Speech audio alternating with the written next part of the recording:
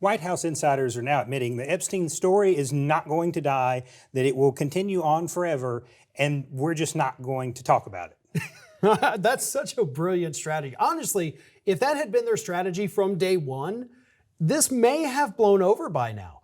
But because Trump loves to talk, because he can't keep himself away from reporters and they ask questions and then he gets flustered, he has kept this alive. This past weekend, J.D. Vance helped keep it alive by going on Fox News and saying, well, you know, the list is really just a bunch of Democratic politicians and Democratic billionaires, because there's so many of those walking around. And so that only caused everybody in the country to say, okay, then release it.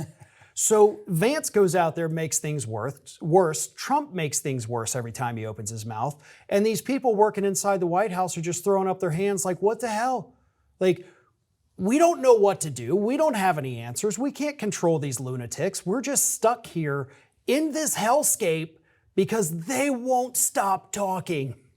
Well, and interestingly, I almost think that J.D. Vance is doing it on purpose, as he sees some teetering on the pedestal that we've put dear leader. And it's interesting because he can't stop himself. He's never had any discipline, but normally he has this distortion field around him of reality, and his followers so eager to accept it. Dear leader says it's okay, and then they move on. Some portion has not accepted this, and by their own estimates, they can only afford to lose about 5% of that support, and the whole little house of cards comes tumbling down. And as we're eyeing midterms in the not too distant future, this story is making waves in town halls. You're seeing shouting matches.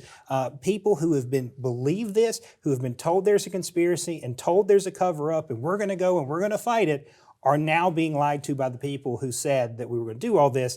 And what is known is that he is in there. And it's just interesting that this was the breaking point for so many of them.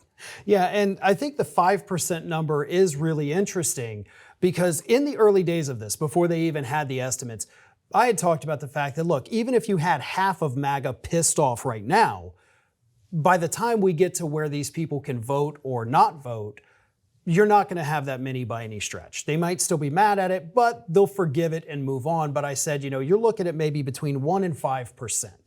So that was also my estimate, the 5%. And to hear them now, and it's not just the White House insiders, you also have plenty of political analysts that have said between 3 and 5% of MAGA just sitting out in 2026 is catastrophic for the Republican Party. So even though MAGA is a smaller percentage of the Republican Party as a whole, it's still all one entity. So when you have races that are decided by 1 percentage point, if the Republicans lose 2% of your people not showing up, you're done. That seat is now going to go to a Democrat. So this is a big deal. I'm glad this scandal has lasted this long. 21 years of being in the political media here. You don't see this often. Typically a scandal, even with this guy, a week or two tops. I mean, really, this cannot keep making headlines every day. And I've mentioned that, 3 weeks ago, I said, it's probably going to die off. It's not. We're still getting new information. We're still getting these idiots running their mouths, which is hilarious. And I don't know that it ever goes away. I think the White House insiders are right. This is here to stay. And it's going to be, like a herpes. Sometimes it'll go away, but then you're going to have a flare-up. And oh my God, we got to deal with this again. Epstein is the herpes that Trump tried to avoid during Vietnam. Now he got it.